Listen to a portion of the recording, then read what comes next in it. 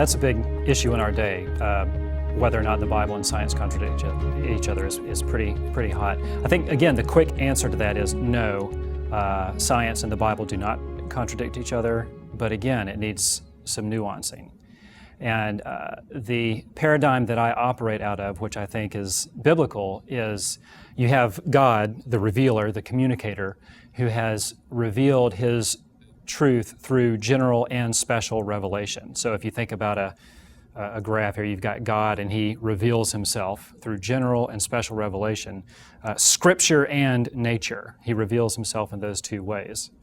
It's impossible for Scripture and nature to contradict each other in what they're telling us about the nature of the world we live in. And the reason, of course, is because God authored them both. God is the one speaking through both. So no, Scripture, the Bible, and nature cannot contradict each other. Of course, it gets a little more complicated than that because science is the human fallible interpretation of nature, just as theology is the human fallible interpretation of Scripture.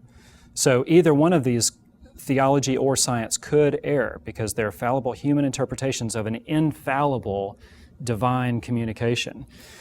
And if you think about it, it's interesting because then if you ask the question, if you ask the question that you asked originally, can science and the Bible contradict each other? Now that I've nuanced it, I want to change my answer. And I want to say, yeah, they can contradict each other. And if they do, the Bible wins every time. It has to, because God's infallible communication always trumps man's fallible interpretation. It cuts both ways. Now we can ask a different question. Can our theology contradict nature? And to be fair, we have to answer the same way. Yes, our theology can contradict nature. And if it does, nature wins every time. And the reason is the same, because God's infallible revelation, in this case general revelation, what we call nature, always trumps man's fallible interpretation of that divine revelation. Okay, so it works both ways. We have to be honest about that. But really, where do we live? Where we live is we're always interpreting. So we're really living in the world of theology and science.